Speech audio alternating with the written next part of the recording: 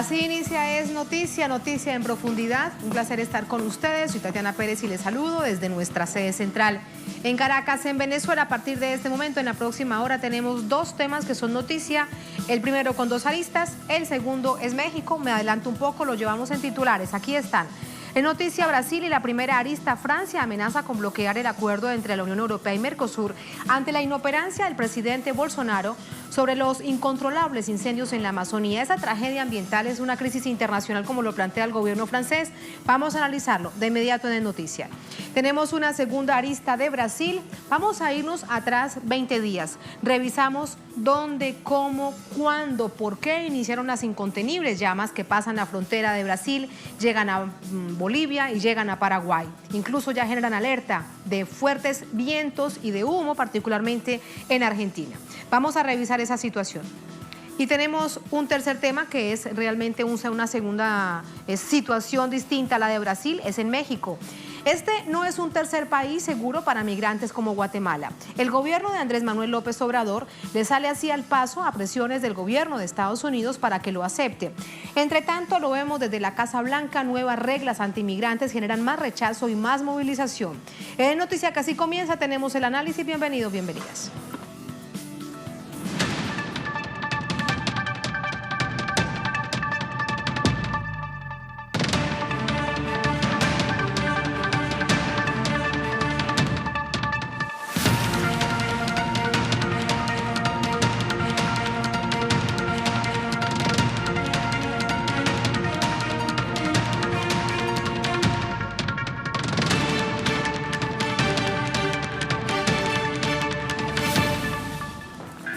En Noticia Brasil, la primera arista, empiezan a surgir reacciones políticas de la agenda internacional ante la inoperancia del gobierno del presidente Bolsonaro sobre la tragedia que vive la Amazonía.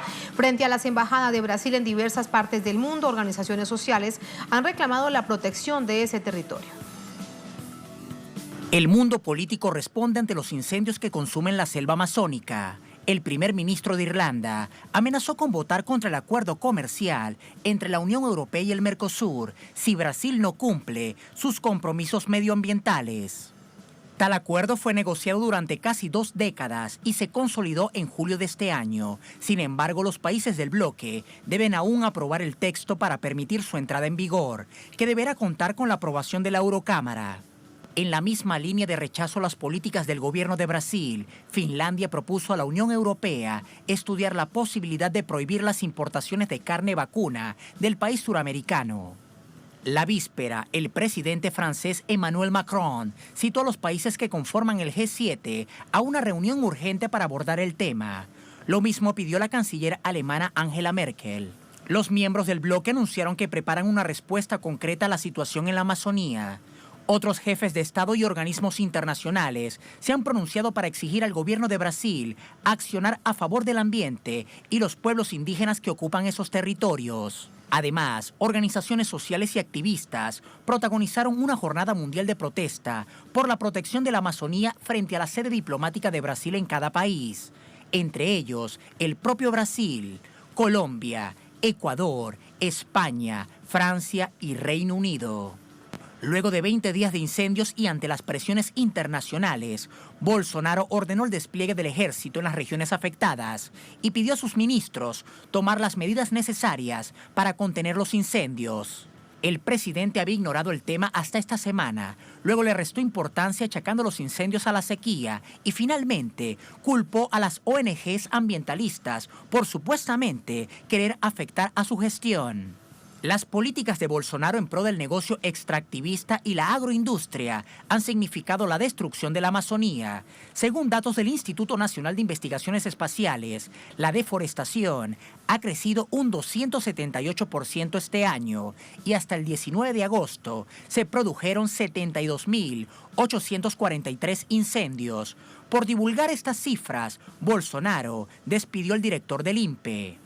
Todo esto provocó que Noruega y Alemania suspendieran sus aportes a Brasil en la lucha contra el cambio climático, incluyendo los destinados al Fondo Amazonía, que suman más de $60 millones hasta que el gobierno actúe. En vista de que la temática ambientalista no tuvo su atención, queda esperar que Bolsonaro reaccione ante las presiones económicas. Y presiones además económicas europeas. Vamos a conocer más acerca de esta situación. Hasta Brasilia vamos con nuestra corresponsal Danay Galetti. Danay, muy buenas noches. Las reacciones y el contexto en el que se da esta situación de tensión entre la Unión Europea y Brasil con Mercosur de fondo después de 20 años de tratar de sacar adelante un acuerdo, y mira lo que pasa ahora. Sí, gracias Tatiana, un placer saludarte a ti y a quienes reciben la señal de Telesur a esta hora. Comienzo diciéndote que desde que se fundó este bloque, el Mercosur, en el año 1991, dio para Brasil soberanía, participación internacional, también la posibilidad de expandir su comercio y de superar la crisis y la vulnerabilidad económica. La salida de Brasil de Mercosur, como ha sido anunciado por el presidente Jair Bolsonaro durante su campaña electoral, cuando su ministro Paulo Guedes, incluso él mismo, dijeron que Mercosur no sería una prioridad para su gobierno, y también cuando ganaron las elecciones primarias de Argentina, Alberto Fernández y Cristina Fernández, también esta amenaza nuevamente renació. Podría significar para las otras economías de Argentina, de Uruguay y Paraguay una crisis económica, un golpe a las exportaciones y también una pérdida de interés de los inversores. Luego de este acuerdo, Tatiana, como tú bien decías, después de 20 años de negociaciones, una de las pautas fundamentales ha sido el compromiso medioambiental. Emmanuel Macron, el presidente francés, se suma a todas las críticas internacionales que comenzaron la semana última con Alemania y Noruega, criticando las políticas medioambientales asumidas por el gobierno de Jair Bolsonaro. A su juicio, el presidente francés ha dicho que Bolsonaro mintió al afirmar que asumiría un compromiso con la biodiversidad, con el medio ambiente, expresado así en la cumbre pasada del G20, y no ha actuado en consonancia. Bolsonaro, a su vez, en una réplica por la red social Twitter, ha calificado de postura colonialista lo que ha dicho Emmanuel Macron, además de que contiene en la agenda de los eventos este análisis de la crisis medioambiental en la Amazonía sin la presencia de Jair Bolsonaro. ¿Cuáles han sido, Tatiana, estas políticas que han determinado que Irlanda se sume a la postura de Francia, su deseo por bloquear este acuerdo entre la Unión Europea y Mercosur? También Finlandia, como decía la nota que me precedió, que va a incitar a los miembros de la Unión Europea a evitar las importaciones de carne de res de Brasil hacia los países de la Unión Europea. Bueno, estas han sido desde el 1 de enero del año 2019, o ha mantenido Bolsonaro una agenda totalmente anti-medio ambiente y anti-indígena. Ha desmantelado toda la estructura del Ministerio de Medio Ambiente, ha reducido los fondos presupuestarios de instituciones dedicadas a revertir las consecuencias del cambio climático a 95%. También ha irrespetado los derechos de los pueblos originarios de la Amazonía contenidos en la Constitución Federal de 1988. Ha dado paso a que ganaderos y agricultores estén en estas tierras ancestrales y destruyan todo lo que han conservado los indios por más de 500 años. Tatiana, todas estas políticas medioambientales han sido criticadas desde la propia emergencia al poder de Jair Bolsonaro, quien desde la campaña electoral decía que bajo su gobierno los indígenas no iban a tener un metro más de tierra. Bolsonaro en estos casi 20 días de incendios lo único que ha hecho es desacreditar a las organizaciones que han difundido los altos índices de deforestación en la Amazonía, 82% respecto al año anterior. También ha culpado a las ONG y a los activistas, diciendo que son ellos los responsables por, supuestamente por como se redujo el presupuesto en 95%, esa sería una represalia de los activistas en un país, Tatiana, que ya de por sí ostenta uno de los primeros puestos en el ranking mundial de asesinatos a ecologistas y ambientalistas. Solo en el año 2016 hubo 45 asesinatos, 9 de cada 10 ocurrieron en la Amazonía. Esta es la situación, Tatiana. También Bolsonaro ha prohibido que observadores internacionales vayan a estos territorios, y ahora, bueno, el ejército será supuestamente el encargado, luego de la firma de un decreto, de aminorar las consecuencias negativas en más de 15 días de incendios en el Amazonas, Tatiana, considerado el pulmón del mundo, responsable del 20% del oxígeno a nivel del planeta Tierra. Es válido recordar, Tatiana, que este acuerdo del que hablábamos con anterioridad reúne a dos regiones que representan o tienen un cuarto de las riquezas a nivel mundial, y en este tratado se incluyen alrededor alrededor de 800 millones de consumidores. Tatiana, es toda la información hasta el momento. Si tienes alguna otra pregunta, o si no, te devuelvo la señal a los estudios centrales. Gracias, Danay. No más preguntas por ahora. Muy completo el reporte y es toda esta información que sumamos al análisis. Gracias, Danay. Muy buenas noches. Vamos con el análisis. Para ello nos acompaña Breno Altman. Él es periodista, director de Ópera Mundi y nos acompaña desde Sao Paulo. Breno, ¿cómo estás? Buenas noches. Buenas noches, Tachi. Buenas noches a todos. Gracias por acompañarnos. Breno, déjame preguntarte si resulta como un asunto de oportunismo político del gobierno de Francia, particularmente del presidente francés, decir que se trata de una crisis internacional que debe llevarse el asunto a la cumbre del G7 este sábado, bueno, y poner entre la espada y la pared al presidente Bolsonaro, o es que alguien tenía que hacerlo definitivamente, que tuviese el peso como líder mundial, y en este caso estamos hablando de Francia. Mira, yo no tengo ninguna duda en caracterizar la actuación del presidente francés como un acto de oportunismo. Claro, un acto de oportunismo provocado o facilitado por los crímenes ambientales promovidos por Jair Bolsonaro. Bolsonaro entregó a los estados imperialistas una oportunidad de oro, la oportunidad para volver a poner sobre la mesa el tema de la internacionalización de la Amazonía, ¿no? O sea, los crímenes ambientales, los atropellos ambientales contra los indígenas, en favor del agronegocio, en favor de la industria extractivista, todos esos crímenes que Bolsonaro está cometiendo en la Amazonía, abrió las puertas para ese tipo de oportunismo de Macron. Evidentemente que Macron se agarra a hechos incontestables, hechos que tienen que ver con la destrucción de la Amazonía por las políticas neoliberales de Bolsonaro. Pero hay que tener ojo sobre la actitud de Francia y de otros estados imperialistas, que claro, se aprovechan del momento político, se aprovechan de los crímenes de Bolsonaro para avanzar posiciones y reponer la discusión sobre la internacionalización de la Amazonía. ¿Diríamos lo mismo de Irlanda y de Alemania? ¿Irían, digamos, en la misma línea, aprovechando precisamente esta situación tan dolorosa que evidentemente genera tanta preocupación para el planeta y de nuevo, sobre todo Alemania, que días atrás habíamos visto cómo reducía el apoyo para el Fondo de la Amazonía y ahora también se une al presidente francés, lo mismo hace Irlanda? Mira, hay que considerar siempre que hay una mezcla de actitudes en esos posicionamientos de los países. Hay un rechazo natural y correcto a los crímenes ambientales de Jair Bolsonaro y claro, además de ese rechazo, hay los intereses geopolíticos que esos estados representan.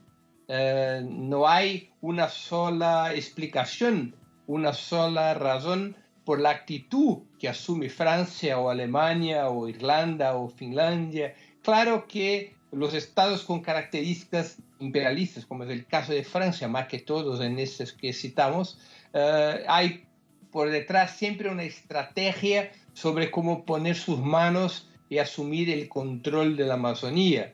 Pero también hay un rechazo natural a los crímenes de Bolsonaro, no se puede negar eso. O sea, Francia, Alemania o Finlandia o Irlanda no inventaron el pretexto les fue fornecido, les fue presentado por la política que conduce Bolsonaro en relación a la Amazonía.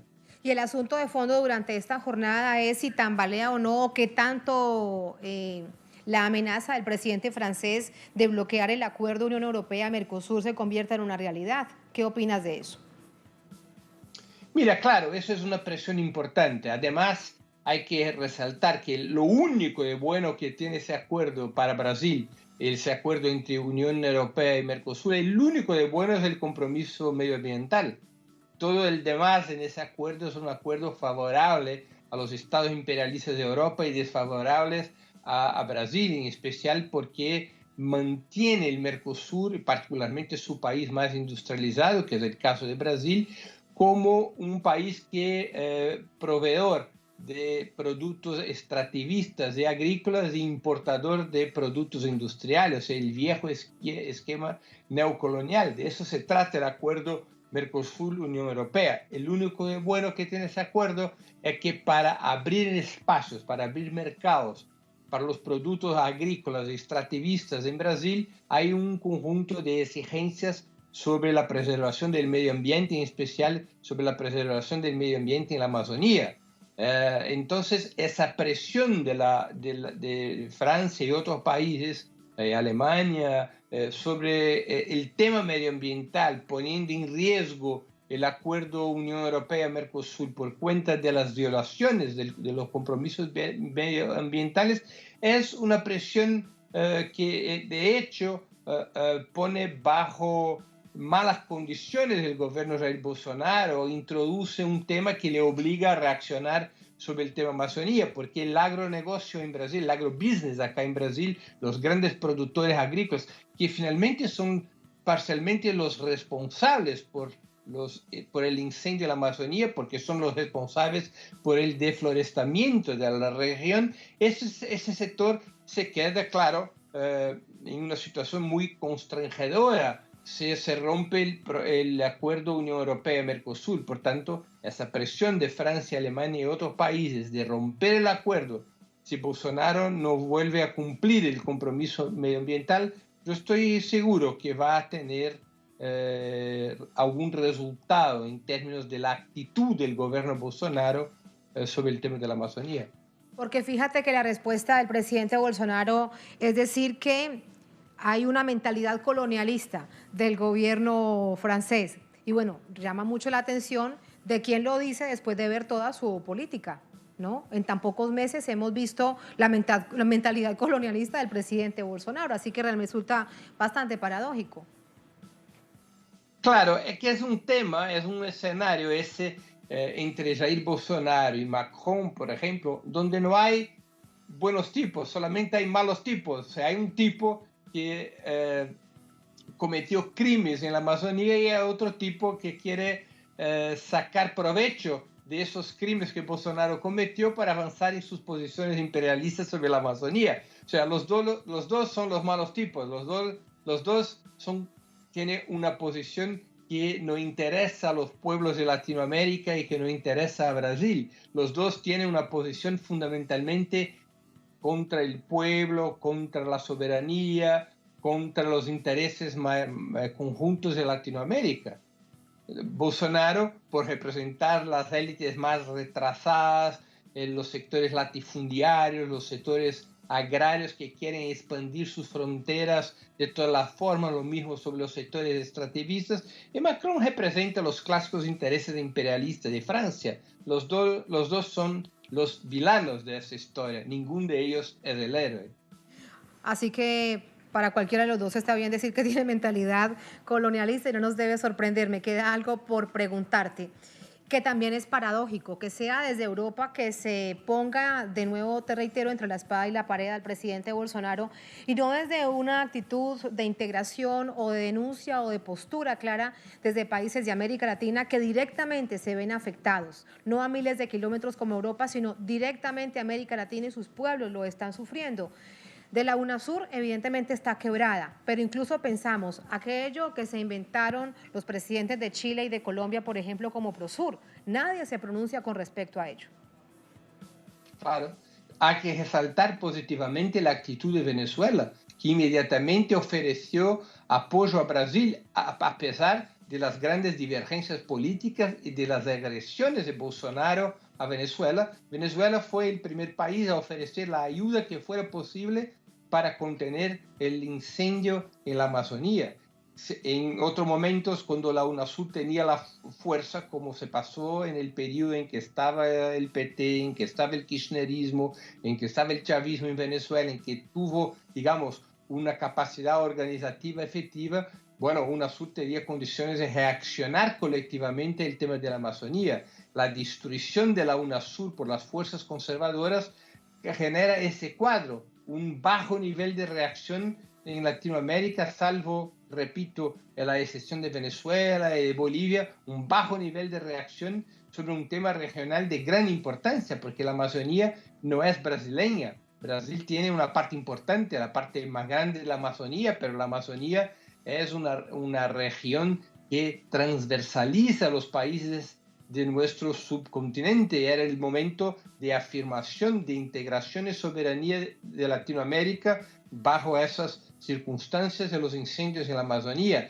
para afirmar una política medioambientalista correcta, progresiva, y para impedir los acenos imperialistas de los estados que acusan el tema medioambiental, pero nosotros todos sabemos que por detrás de esas acusaciones está siempre un objetivo de internacionalización, o sea, de poner bajo su control directo o indirecto la Amazonía latinoamericana. Es la indolencia de estos gobiernos, ahí la situación tan dramática, 20 días de incendios incontrolables. Gracias, Breno, gracias por ese análisis, muy buenas noches. Buenas noches, a la orden de Telesur. Muchas gracias, Breno, un abrazo. A propósito de Venezuela, queremos compartir con ustedes el nivel de preocupación de esta nación que también comparte la Amazonía. Lo que pasa es que los incendios son hacia otro lado, hacia otra zona geográfica, y no han afectado directamente población venezolana de la Amazonía, lo cual no quiere decir que no sea un asunto continental. Venezuela propone reunión extraordinaria de la OCCA sobre incendios en la Amazonía. El gobierno de Venezuela propuso celebrar con carácter de urgencia una reunión extraordinaria entre cancilleres de la Organización del Tratado de Cooperación Amazónica, OTCA, sobre el incendio forestal que destruye la Amazonía desde hace 19 días, ya 20. A través de su cuenta en Twitter, el canciller Jorge Arriaza publicó lo siguiente: el gobierno bolivariano de Venezuela propone oficialmente una reunión extraordinaria de cancilleres de la Organización del Tratado de Cooperación Amazónica para abordar y atender las secuelas ecológicas y sociales de los devastadores incendios en la región amazónica. El canciller enfatizó que el fuego ha devastado gran parte de la vegetación, afecta a la población indígena, los ecosistemas, la diversidad biológica de la zona considerada el pulmón vegetal del planeta. Reiteró la disposición de Venezuela en ayudar a los países afectados para mitigar la catástrofe de forma inmediata. Ahí la información a propósito de Venezuela. Así nos vamos a la primera pausa en esta emisión de Es Noticia de Telesur. Al volver, seguimos con Brasil, Es Noticia Brasil y nuestra segunda arista. Vamos a atrás 20 días para preguntarnos y tratar de responder lo siguiente: ¿dónde, cómo, cuándo, por qué iniciaron los incontenibles incendios que llegan ya a otras fronteras, como por ejemplo en Bolivia, en Paraguay, y que podrían afectar a Argentina? Ya hay alerta precisamente en esa nación del sur del continente. Tenemos esa información y la analizamos. Estamos en Es Noticia.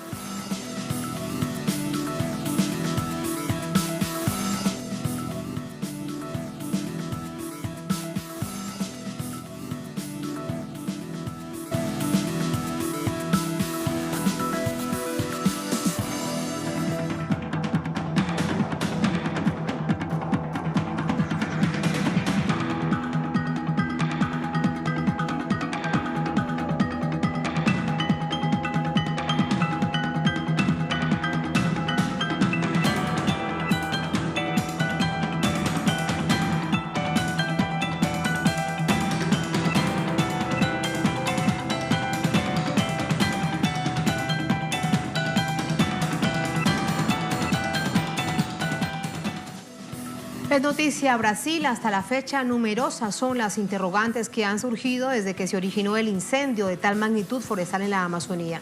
Y a esto se suma la falta de gobierno para responder a la emergencia que preocupa a activistas ambientales, a la sociedad brasileña, al mundo. Detalles a continuación. La selva continúa sufriendo momentos críticos desde hace 19 días, cuando se registraron los incendios forestales en Rondônia, estado brasileño, donde se detectó el primer foco de las llamas.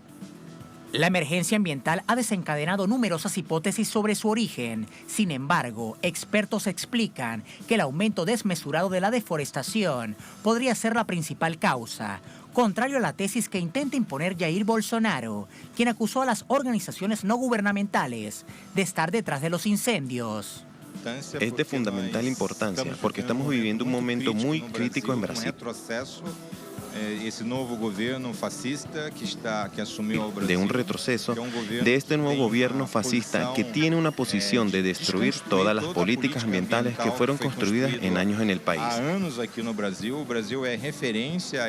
Brasil es referencia en legislación ambiental, pero en este momento estamos viviendo una coyuntura de adversidad y retroceso. Si bien las autoridades brasileñas de medio ambiente argumentan que el clima seco, el viento y el calor propagaron el fuego, una nueva investigación citada por el diario Brasil da Fato señala que los incendios son reflejo de una señal dada por el gobierno federal. El propio ministro del Medio Ambiente ya dijo que no es una prioridad del gobierno las cuestiones climáticas, y las personas saben que eso es una prioridad global. Es una cosa pensada por todos nosotros, colocada en la comunidad académica, y no se entiende cómo Brasil no ve 3, 2, 1. Y no se entiende cómo Brasil no lo ve como algo relevante e importante. Las personas están muy preocupadas por ese posicionamiento. Datos del Instituto Nacional de Investigaciones Espaciales de Brasil indican que en los últimos días se han registrado al menos 5.253 focos de incendios, mientras sigue latente la alerta de seguir multiplicándose en la selva amazónica, considerada el corazón de Sudamérica. Sumamos información a esta hora desde Sao Paulo con nuestro corresponsal Ignacio Lemos. Nacho, buenas noches. El balance de esta jornada.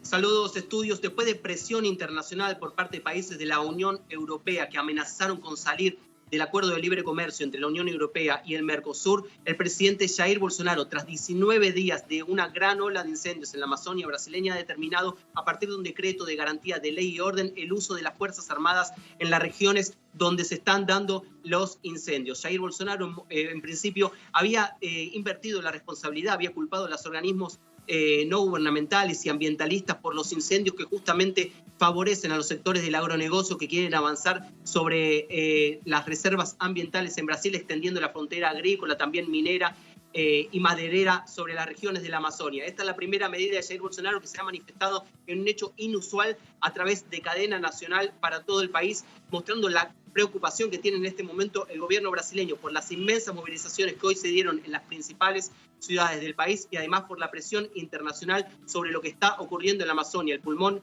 verde del planeta, que ya afecta en principio a las regiones fronterizas de Brasil, pero también al planeta entero, con posibles crisis tanto ambientales como consecuencias humanitarias. Estudios. Y de carácter políticas también, gracias Nacho. Vamos con el análisis. Para ello nos acompaña Luis Carlos Pineiro Machado. Él es profesor de la Universidad Federal de Santa Catarina. Precisamente nos acompaña de Santa Catarina. Profesor, buenas noches, ¿cómo está? Buenas noches, bien. Profesor. Pero sí, no tan bien con las quemadas, ¿no?, en la Amazonia. Esto es muy grave para nosotros. Sin duda, lo entiendo. Es una forma protocolar de saludarlo. Es un placer poder conversar con usted, pero entendemos que es una situación muy compleja y muy dolorosa para Brasil y para todo el mundo. Ahora, déjeme preguntarle, hay distintas hipótesis, algunas muy especulativas, una de ellas del presidente Bolsonaro, donde dice que los causantes del inicio de los incendios fueron organizaciones ambientalistas a quienes se les recortó una alta suma de dinero. Pero es importante empezar a tratar de tejer esta historia desde el principio.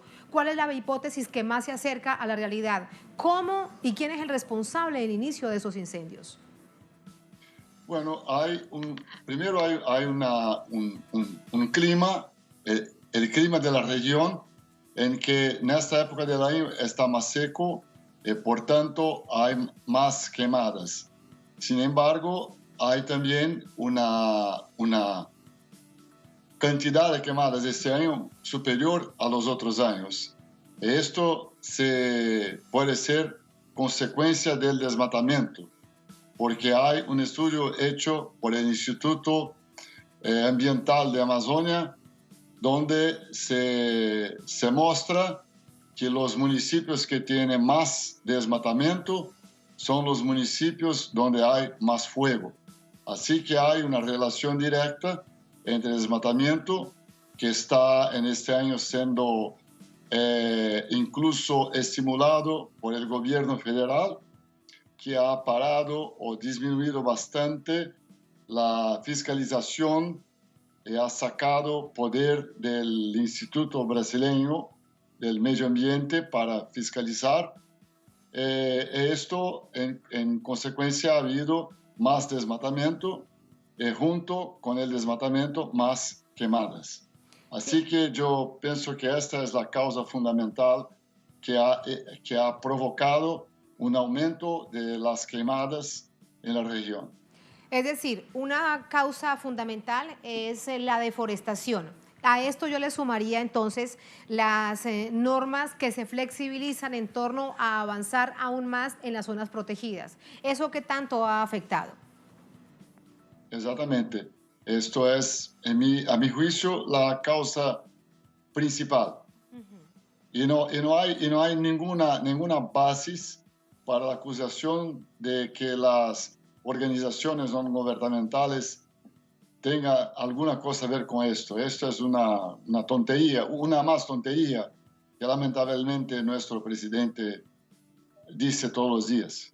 Luis Carlos, y la hipótesis de que fueron algunos agricultores a gran escala, pero que intentaban tomar algunas tierras de manera ilegal, o también algunos que llegaban producto de avanzar en minería ilegal, que fueron los primeros que provocaron el incendio en Rondônia. ¿Qué tanto de peso puede haber en esto? Bueno, yo no puedo hablar nada de esto porque no tengo datos suficientes, informaciones, ¿no?, para afirmar nada. Que sí se habla eso, sí se habla, que sí que hay muchos conflictos en la región de grandes terratenientes que quieren avanzar en las tierras de los indios, sí es verdad, que quieren avanzar en las tierras que son reservas forestales, sí es verdad, pero si ellos hicieron esto, yo no puedo decir porque no tengo información, datos para probar. Así que es una hipótesis más que pienso que debe ser investigada por las autoridades ambientales. Luis, profesor, en todo caso este es el asunto, de ahí ya iba también a preguntarle con respecto a las investigaciones. Vemos un gobierno que intenta silenciar, esa ha sido la denuncia permanente durante estos 20 días, los medios de comunicación, a los propios ambientalistas, es decir, un silencio sobre la misma situación que se registra para no conocer su dimensión. Desde esa misma perspectiva uno se pregunta qué tanto podrán avanzar investigaciones. Bueno, las investigaciones tienen que ser hechas por los órganos que tienen la atribución. Sin embargo, hay también otros institutos, organizaciones ambientales que están ahí y que están también sacando informaciones. Así que mismo que no haga un esfuerzo mayor para llegar a las causas de esto, en algún momento esto va a pasar, porque no se puede esconder la verdad para siempre.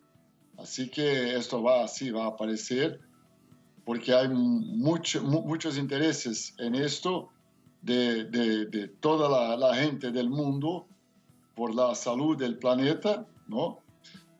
Y también en Brasil la gran mayoría de la población no está en acuerdo con esto. Mismo la gente que puede tener eventualmente votado en el actual presidente no aprueba esto todo. Así que hoy, por ejemplo, ha habido en las principales ciudades de Brasil, durante el pronunciamiento de Bolsonaro, ha habido panelazos, ¿no?, protestas durante su pronunciamiento en varias ciudades de Brasil. Sí, es entonces, lo que hemos... Sí, ¿Cómo? te entiendo y lo hemos de hecho referenciado a través de la pantalla de Telesur y también de nuestra multiplataforma, las distintas formas de expresión, de protesta ante este nivel de impotencia. Profesor, me queda algo por preguntarle. El presidente Bolsonaro, el gobierno de Brasil, dice que no es cierto que los incendios estén descontrolados, que sí están controlados. Quiero preguntarle entonces, para finalizar la situación actual de esto, ¿es cierto lo que dice el gobierno? ¿No es verdad? ¿Están totalmente descontrolados? Y desde el lado de Brasil, ¿la inoperancia es la causa de que hayan avanzado de tal manera? Bueno, Brasil tiene algunas instituciones, como el Instituto de Pesquisas de Amazonia, INPE, que tiene una reputación internacional, la más alta, que tiene un trabajo de mucha calidad, y el presidente podría buscar informaciones acuradas, ¿no?, para manifestarse. Desafortunadamente no lo hace y dice lo que le viene a la cabeza. No hay control sobre los incendios. Los incendios están completamente fuera de control. Esto es un problema muy grande, y ahora, bajo la presión internacional que ha sufrido, que incluso los países europeos amenazan con parar las importaciones de productos agrícolas de Brasil, entonces ahora el presidente va a hacer algo, va a mandar las Fuerzas Armadas y bomberos y más buscar frenar los incendios. Pero no están controlados, eso no es verdad. Están completamente fuera de control, es muy peligroso. Muy peligroso y muy doloroso para la salud de todos aquellos que habitamos en este planeta. Profesor, gracias por estas reflexiones. Y la seca ya se siente en otras partes de Brasil. ¿Cómo me dice? ¿Cómo nos dijo? Que los efectos ya se sienten en otras partes de Brasil. Por ejemplo, donde vivo yo, en el sur, hay una sequía que es anormal en esta época del año, y ya hay racionamiento de agua. En São Paulo, por ejemplo, un otro día se quedó una lluvia negra por la fulige, el resultado de las quemadas. Nos decía nuestro corresponsal con respecto a São Paulo que había oscurecido a las 5 de la tarde hora local, lo cual no es normal en esta época del año. Efectos que se sienten en todo el país, entonces, poco a poco, en la medida que pasa el tiempo. Gracias, profesor. Muy buenas noches. Muchas gracias, buenas noches. Gracias a usted. Y tenemos nuestro contador, lo han visto ustedes en pantalla de Telesur, aquí lo tenemos de nuevo, así están las cosas. 19 días, 13 horas, 56 minutos, en este momento 16, 17, 18, así va avanzando segundos, cómo arde el pulmón vegetal mundial, particularmente de nuestro continente, pero con una grandísima preocupación mundial, porque ya hemos visto cómo son incontenibles. Por más que el presidente Bolsonaro diga que no es verdad, los ecologistas, los expertos dicen que no es cierto, que no se han controlado. Desde el lado de Bolivia tratan de apagarlos, pidiendo apoyo a organizaciones internacionales, a gobiernos que sean los que puedan aportar la tecnología requerida para eso. Sin embargo, desde Brasil el gobierno por la tarde evaluaba enviar los militares, ahora ya vía decreto se hace, pero son incontenibles hasta este momento. Ahí está ese contador para ustedes. Bueno, y para todos, para recordar lo que significa esta tragedia ambiental para toda la humanidad. Así nos vamos a la segunda, última pausa en esta emisión de Es Noticia. Al volver salimos de este tema, nos vamos hasta México. Este no es un tercer país seguro para migrantes como Guatemala. El gobierno del presidente López Obrador le sale así al paso a presiones del gobierno de Estados Unidos para que acepte ser un tercer país. Mientras desde la Casa Blanca nuevas reglas antimigrantes generan más rechazo y más movilización, es decir, más amenazas vía condiciones. Tenemos la información, tenemos el análisis. Estamos en Es Noticia.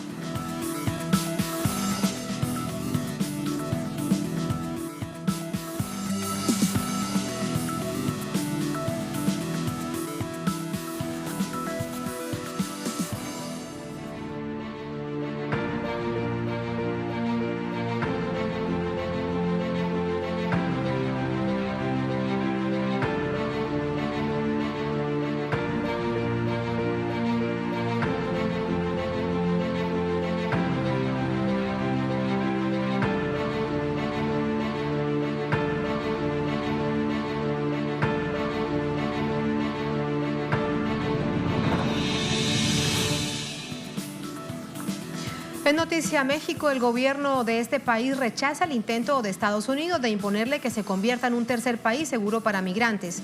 Pero esta no es la única amenaza de Norteamérica. Desde la Casa Blanca se anuncian más normas antimigrantes claramente violatorias de los derechos humanos. Detalles a continuación. Desde el presidente Andrés Manuel López Obrador hasta el Senado en su totalidad, han dado una rotunda negativa al empecinamiento de los Estados Unidos por convertir a México en un tercer país seguro. La posición mexicana está muy clara. Es lo que a nosotros no vamos a variar esa postura. Es decir, nosotros no estamos de acuerdo y no hemos admitido hacer negociaciones sobre eso porque no estamos de acuerdo.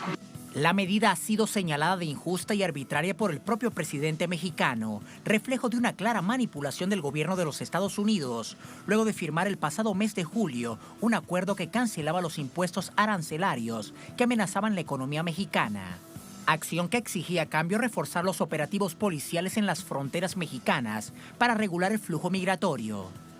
Pese a los avances para controlar la situación migratoria, el gobierno norteamericano persiste en sus presiones. Sin embargo, al respecto no hay nada escrito. El documento firmado por el secretario de Estado Mike Pompeo y el canciller mexicano Marcelo Ebrard puntualizó que no considera necesario iniciar ningún tipo de negociación con respecto a un eventual acuerdo de tercer país seguro entre México y Estados Unidos. El Departamento de Seguridad Interna de Estados Unidos anunció nuevas reformas en sus políticas migratorias, poniendo fin al Acuerdo Flores, firmado en 1997, el cual le obliga a liberar a las familias y menores inmigrantes antes de 20 días. Ahora lo propuesto es que las familias acompañadas por menores deberán permanecer en centros de detención mientras se liberan de sus procesos migratorios. La medida, que puede prolongarse o incluso ser indefinida, podría entrar en vigor en 60 días, luego de pasar por la aprobación de la Corte correspondiente.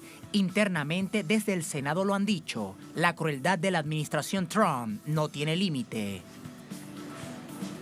La postura de los representantes demócratas, evidentemente todo hay que verlo en clave electoral de cara al 2020, un asunto que analizamos con la doctora Leticia Calderón Chelius. Ella es investigadora del Instituto Mora, nos acompaña desde Ciudad de México. Doctora Leticia, buenas noches, ¿cómo está? Tatiana, un gusto. ¿Por qué el gobierno de México, por qué el país, por qué el pueblo mexicano no puede ser un tercer país que acoja a los migrantes indocumentados como le exige el gobierno de los Estados Unidos? No, México sí puede ser un país que acoja a personas en tránsito o que decidan venir a México como país de destino. Lo que no puede ser es ser parte de la política estadounidense que decide que México sea su patio trasero. Y eso hay una diferencia muy grande, Tatiana, porque el acuerdo de tercer país seguro incluye incluso un pago de parte de Estados Unidos, pero a cambio de que México se vuelva justamente su policía migratoria. Y en ese sentido, pues en México hay mucha oposición porque no es una decisión soberana del país diciendo, bueno, podríamos recibir o no, o un debate interno, sino una cuestión que es impuesta o quiere ser impuesta desde Estados Unidos, y ese es el gran detalle. Doctora Leticia, el gobierno mexicano ha dicho no lo vamos a hacer, lo ha reiterado el canciller, pero hay presiones de Estados Unidos. ¿Cómo va esa balanza? Si revisamos el acuerdo del pasado 8 de julio, que quitaba ese peso económico de aranceles a México a cambio de tomar algunas decisiones. Vemos que esto entonces resulta ser como un chantaje, por eso le pregunto de cómo va ese balance. No, la palabra es perfecta. Es un chantaje impresionante y obviamente México va cediendo, y a lo que va cediendo Estados Unidos sigue, digamos, la administración Trump sigue inconforme y tratando de sacar cada vez más en un plan que tampoco debe sorprendernos porque es parte de lo que se dijo desde el inicio de la toma de poder de Donald Trump. Varias de las cosas que estamos viendo aquí se anunciaron desde ese primer día que él llegó a la Casa Blanca.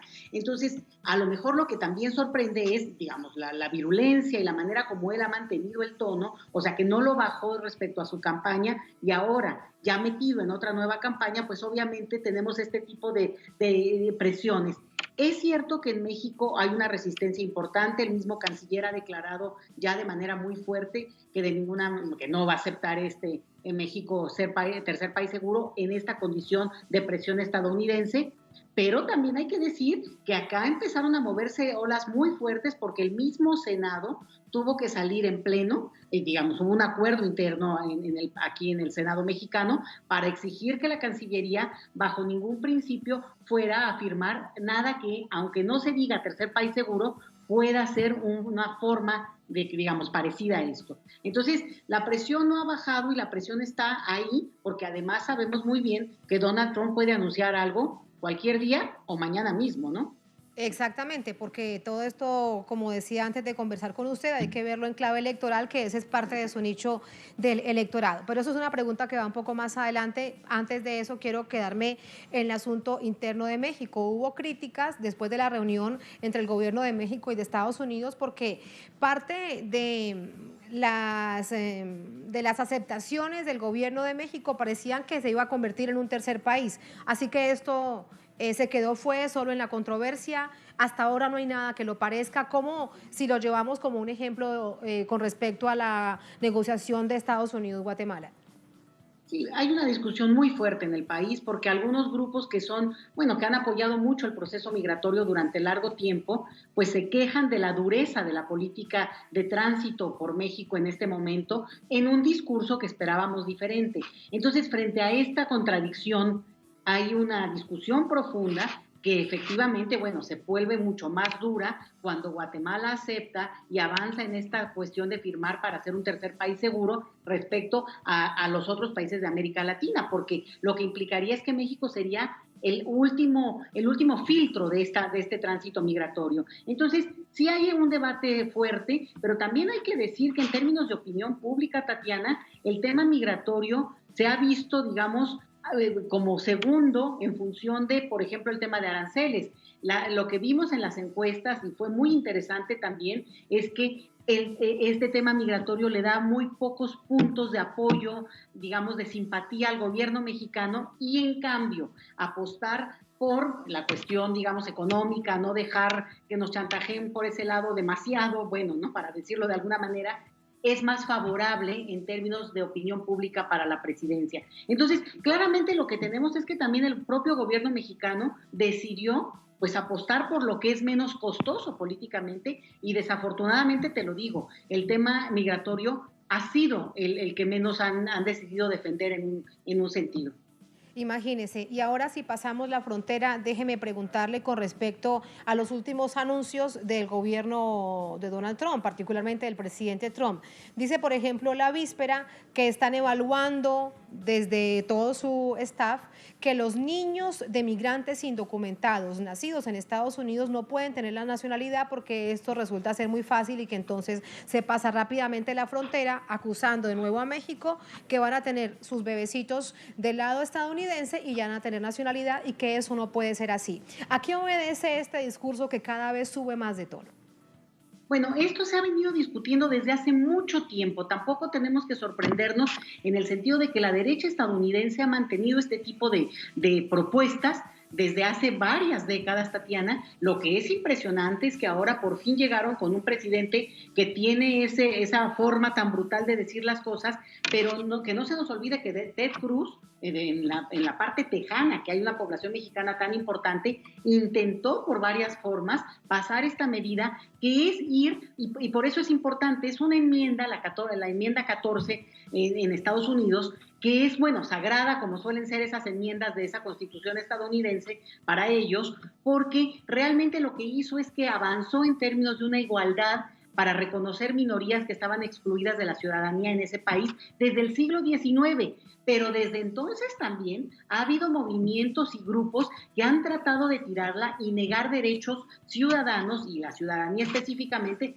a muy distintos grupos, específicamente las últimas 2 décadas, digamos, a aquellos niños nacidos de padres indocumentados. Y eso es lo que rescata Donald Trump, y también por eso lo decía. Lo dijo desde el día que llegó a la presidencia, Tatiana. Lo que pasa es que ha hecho realidad lo que ofreció y lo que está diciendo que va a empujar. Es muy difícil que una cuestión como esta avanzara, porque de veras es casi de los ADNs de la cultura política estadounidense, y que les da mucho orgullo, obviamente, a una parte de la población, pero que divide a esa sociedad en términos de qué es y quién es el que puede acceder a la ciudadanía. Entonces, creo que hay que verlo también con esa mesura, pero ciertamente es que permite levantar desde la presidencia estadounidense esa bandera que la derecha ha mantenido por mucho tiempo y de manera bastante beligerante en algunos estados. De allí que tome tanta fuerza esta matriz de que la crueldad de la administración Trump no tiene límite. Así incluso la adopten también algunos demócratas dándole el uso político de cara al proceso electoral. Me queda algo por preguntarle y tiene que ver con lo que viene el próximo año. ¿Aumentará, crees, en medio de este escenario, doctora Leticia, el tono de la retórica y de la acción antimigrante del gobierno de Estados Unidos? Ay, Tatiana, pues yo creo que hay que estar preparados no solamente para el tono, sino desafortunadamente dos escenarios. Uno que, pues, la sociedad civil misma, que es la parte dura, la parte, digamos, intransigente y prácticamente asesina, ha tenido ya efectos en términos de esta cuestión de tiroteos. O sea, ahora sí llegamos a un punto en el cual el gobierno mexicano toma una postura diferente, por ejemplo, exigiendo participar de todo lo que es el juicio contra este asesino en El Paso, Texas. No podemos dejar de decirlo porque ahora sí, el tono que ha permitido que suba de parte de la administración de Donald Trump ha dado pie y ha permitido que entren estos grupos de odio que ciertamente en este momento, y te voy a decir qué es lo que puede nivelar estas aguas. El hecho de que son ahora ya ciudadanos estadounidenses, parte de los más afectados con toda esta retórica y no solo los inmigrantes. Entonces, esto puede cambiar, ¿por qué? Porque puede haber una rebelión de la misma ciudadanía estadounidense que ya se ve afectada de una manera, pues, inminente. Entonces, desafortunadamente hay que estar preparados y además por sorpresas. Sin embargo, también leer bien el guión, porque insisto, desafortunadamente mucho de lo que se está haciendo ahora se mencionó desde la campaña misma de Donald Trump. Y hay que ver ese primer día que tomó el poder. Él anunció ahí varias medidas e incluían algunas de las más duras que estamos viendo hoy, como por ejemplo el encierro de los niños con sus padres en tanto esperan el trámite migratorio. Entonces, sí, hay que estar preparados, pero también te digo que creo que hay un nuevo escenario que México puede usar como una oportunidad, si quieres, y por ejemplo, es hacer en el caso mexicano más rígidas las del seguimiento, no de las leyes porque las leyes son duras, pero sí del seguimiento de todo lo que es el tráfico de armas en nuestro país, porque se dice mucho de Estados Unidos, pero la realidad es que también hay una flexibilidad para el tráfico interno que México podría aprovechar la coyuntura para exigirle a Estados Unidos, pero también para cerrar filas aquí en el país. Muchas gracias, doctora Leticia. Es un panorama muy complejo y bueno, hay, como usted plantea, nuevas ciudadanías que también tienen la tarea de hacer algo por su país y realmente ese es su objetivo y en las próximas elecciones de Estados Unidos lo veremos. Un placer y muchas gracias. Muchas gracias, Tatiana. Un gusto para saludarlos. El gusto es nuestro. Muchísimas gracias. Gracias también a todos ustedes por habernos acompañado. Ponemos punto final a esta emisión de Noticia. Cerramos nuestra pantalla tradicional. Nos quedamos en redes sociales, @NoticiaTelesur, @TatianaTelesur. Que tengan un buen fin de semana. Nos encontramos de nuevo el lunes. Como siempre, a la misma hora, 8:30 de la noche, hora local aquí en Caracas, en Venezuela. Será hasta entonces y sigan con nosotros.